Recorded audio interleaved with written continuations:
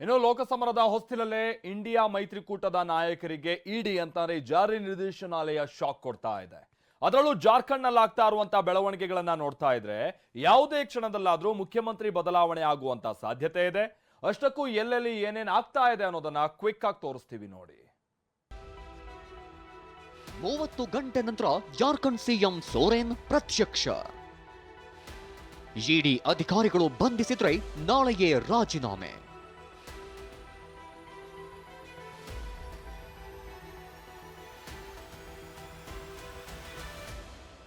ಇದು ರಾಂಚಿಯ ನಿವಾಸ. ಇದೇ ನಿವಾಸದಲ್ಲಿ ಜಾರ್ಖಂಡ್ ಸಿಎಂ ಹೇಮಂತ್ ಸೋರೆನ್ 30 ಗಂಟೆಗಳ ನಂತರ ಪ್ರತ್ಯಕ್ಷರಾಗಿದ್ದಾರೆ. ಇದಕ್ಕೂ ಮುನ್ನ ದೆಹಲಿ, ರಾಂಚಿ ಮನೆಗಳ ಮೇಲೆ ಇಡಿ ದಾಳಿ ನಡೆಸಿತ್ತು. ದಾಳಿ ವೇಳೆ 36 ಲಕ್ಷ ಹಣ, 2 ಕಾರು ಜಪ್ತಿ ಮಾಡಿದ್ರು.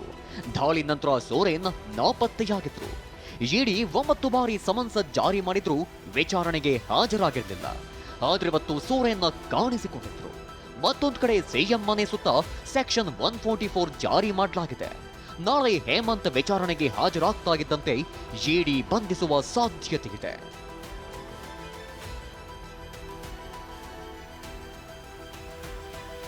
ಇಷ್ಟೆಲ್ಲದರ ನಡುವೆ ಜಾರ್ಖಂಡ್ ಮುಕ್ತಿ ಮೋರ್ಚಾ ಪಕ್ಷದ ನಾಯಕರ ಜೊತೆ ಸೋರೆನ್ ಸಭೆ ನಡೆಸಿದ್ರು. ಯಾವುದೇ ಪರಿಸ್ಥಿತಿ ಎದುರಿಸಲು ಸಿದ್ಧವಿರುವಂತೆ ನಾಯಕರಿಗೆ ಸೂಚಿಸಿದ್ರು. ಪಕ್ಷದ ಎಲ್ಲಾ ಶಾಸಕರಿಗೆ ಲಗೇಜ್ ಸಮೇತ ರಾಂಚಿಗೆ ಬರುವಂತೆ ಕರೆ ನೀಡಿದ್ದಾರೆ. ಯಾವುದೇ ಸಂದರ್ಭದಲ್ಲಿ ಸೋರೆನ್ರನ್ನ ಇಡಿ ಬಂಧಿಸಬಹುದು. ಆಗ ಸಿಎಂ ಸ್ಥಾನಕ್ಕೆ ರಾಜೀನಾಮೆ ನೀಡಿ ವಿಚಾರಣೆಗೆ ಹಾಜರಾಗುವ ಬಗ್ಗೆ ಸೋರೆನ್ ಚಿಂತಿಸುತ್ತಿದ್ದಾರೆ ಎನ್ನಲಾಗ್ತಿದೆ. ಜೊತೆಗೆ ಸಿಎಂ ಸ್ಥಾನಕ್ಕೆ ಪತ್ನಿ ಕಲ್ಪನಾ ಸೋರೆನ್ರನ್ನ ಕೂರಿಸುವ ಲೆಕ್ಕಾಚಾರದಲ್ಲಿದ್ದಾರೆ ಅಂತ ಹೇಳಲಾಗ್ತಿದೆ.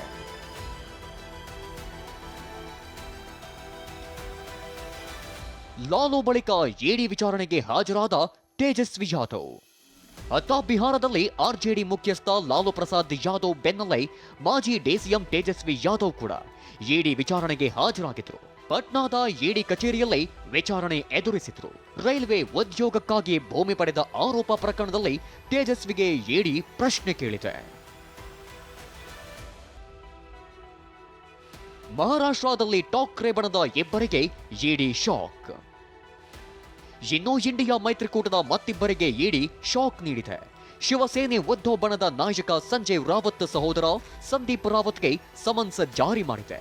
ಕೊರೋನಾ ವೇಳೆ ಅಕ್ರಮ ಹಣ ವರ್ಗಾವಣೆ ಪ್ರಕರಣದಲ್ಲಿ ಇಡಿ ಸಮನ್ಸ್ ಜಾರಿ ಮಾಡಿದೆ.